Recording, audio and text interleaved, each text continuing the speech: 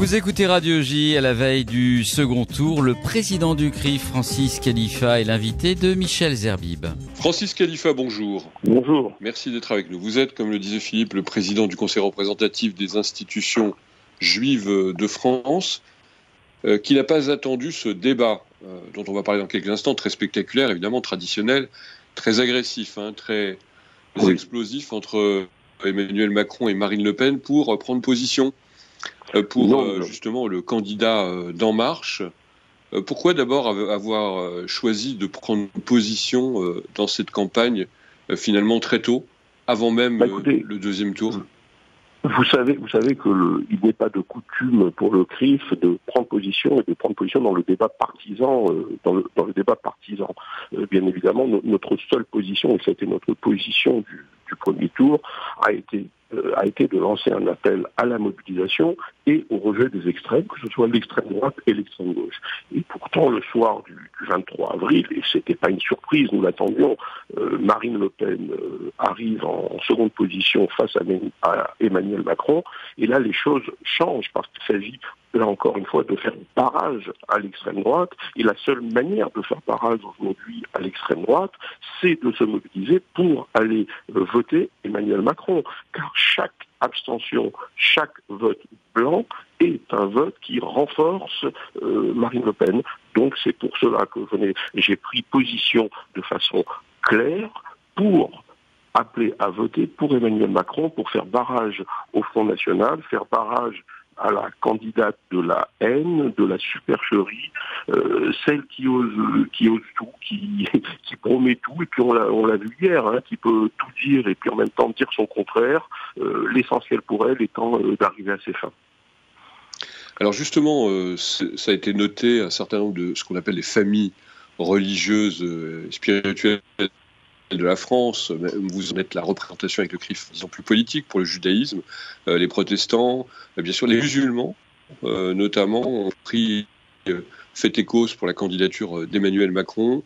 Peut-être un mot, je ne sais pas si vous avez des commentaires, le fait que l'Église catholique elle-même n'a pas pris position officiellement, ne considérant pas, comme vous, peut-être l'urgence et la nécessité absolue de faire barrage contre Marine Le Pen.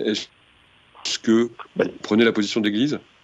Non, justement, nous ne comprenons pas la position de l'Église. Je crois que en 2002, l'Église avait pris une position claire pour lancer un appel aux catholiques de France et pour leur demander de rejeter le bulletin Le Pen. Et puis là, cette fois, elle renvoie dos à dos les deux candidats. Je crois que c'est une position que nous ne comprenons pas. C'est une position que nous ne comprenons pas, que nous pouvons peut-être expliquer parce qu'elle est dans la ligne des militants et des dirigeants d'ailleurs du mariage pour tous, et qui se sont eux-mêmes positionnés sur ce créneau du ni-ni, et je crois qu'elle a voulu essayer d'aller un petit peu dans le sens de ses fidèles. Elle n'a pas voulu froisser ses fidèles, mais je crois que parler de l'Église en général, c'est peut-être un petit peu réducteur, parce qu'il y a eu tout de même des voix dans l'Église qui ont exprimé une autre position qui a été celle justement du rejet de la candidate de la haine et du seul vote possible dans cette élection, qui était le vote pour Emmanuel Macron. Vous dites, Francis Khalifa, la candidate de la haine, mais tout le monde s'est accordé à l'observer. Il n'y a pas eu de levée de bouclier général en France, de barrage républicain. On n'est plus en 2002. En 2017, sans doute, Madame Le Pen a réussi sa banalisation, en quelque sorte. C'est ça, sa grande victoire, selon vous ? Oui, ça c'est sa grande victoire. C'est qu'elle a réussi la banalisation du Front National.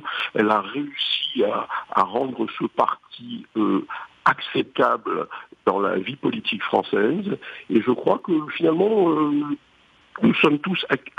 on s'est de fait accoutumés à ce fait, et puis finalement, on n'est pas surpris. On se souvient de cette levée de bouclier un soir d'avril en 2002. Et puis là, finalement, tout le monde s'attendait à ce qu'elle soit là. La seule surprise que nous avons vue d'ailleurs à l'issue de ce premier tour, c'est que beaucoup pensaient, et les sondages n'ont pas arrêté de nous le répéter, qu'elle serait peut-être en tête au premier tour. Et je crois que la seule surprise que nous avons eue, c'est que finalement, elle n'était que deuxième.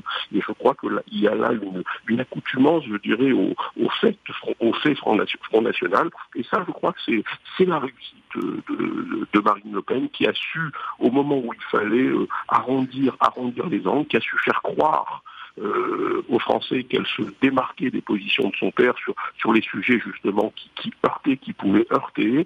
Et puis finalement, c'est une réussite pour elle, mais j'espère que cette réussite n'ira pas au-delà de cette candidature et de cette candidature au second tour de l'élection présidentielle, et qu'elle va au soir du 7 mai être renvoyée dans ses cordes, et qu'elle sera qu'un mauvais souvenir pour la France. Le lendemain de ce débat, pour moins qu'on puisse dire musclé, et évidemment à l'avant-veille de cette élection très importante en France. Francis Khalifa, vous avez rappelé les fondamentaux. Pour vous, il n'y a pas photo, si j'ose dire, entre les deux candidats, mais pour autant peut-être une question qui a sans doute interpellé beaucoup de nos compatriotes, et en particulier peut-être dans la communauté juive, la question du rapport notamment à l'islamisme. Alors peut-être une question qui s'adresse cette fois-ci dans les réponses qu'a apporté le candidat d'En Marche, Emmanuel Macron, attaqué qu'il a été par Marine Le Pen sur la question de son rapport avec notamment les islamistes et l'organisation UOIF. Considérez-vous, Francis Khalifa, que Emmanuel Macron a été net et clair sur cette question ?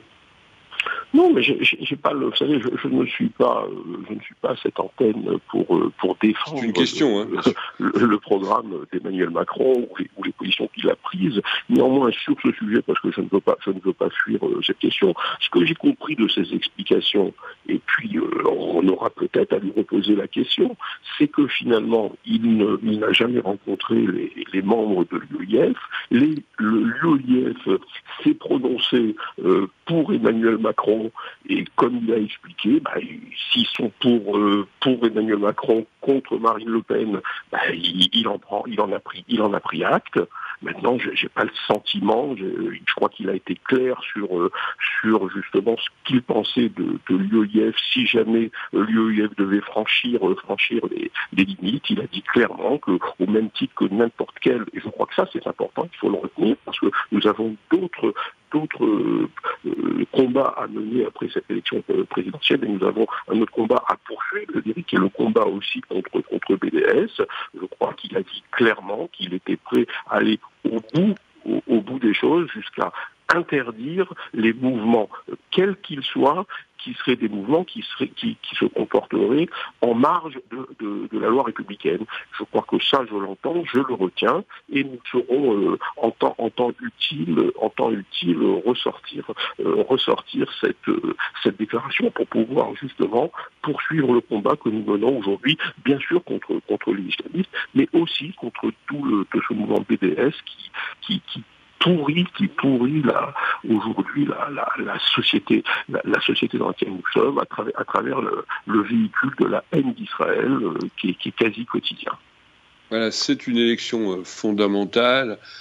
Encore une fois, un vote. Beaucoup disent que finalement ce scrutin sera assez serré, ou alors certains disent que les choses sont déjà jouées. Qu'est-ce que vous dites aujourd'hui à ceux qui nous écoutent, notamment dans la communauté juive de France? Il faut se déplacer, c'est ça, le 7 mai? Moi, je dis que rien n'est joué, qu'une élection n'est jouée lorsque le dépouillement est terminé, que le risque est toujours présent, même si hier soir nous avons vu une candidate du Front National qui paraissait être dans la panique et en perte de vitesse. Je crois que le risque est toujours présent.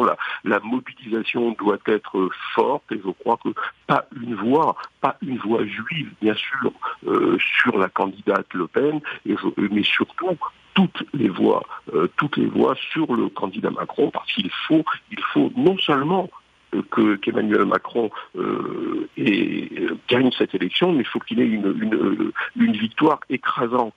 Il faut qu'il ait une victoire écrasante, et qu'il faut qu'il ne très large majorité des Français utilisent le seul bulletin qui permettrait d'éviter à notre pays un nouveau cataclysme, qui est le bulletin d'Emmanuel Macron. Donc je crois que s'il y a vraiment un appel à lancer, c'est à la mobilisation pour aller voter. Je crois que le nid n'est surtout pas une position à avoir dans la situation actuelle. On ne peut pas renvoyer dos à dos les deux candidats parce que ce ne sont pas les mêmes et il faut se mobiliser pour aller voter. Merci beaucoup, Francis Khalifa, président du Conseil représentatif des institutions juives de France, d'avoir été avec nous aujourd'hui sur Radio J.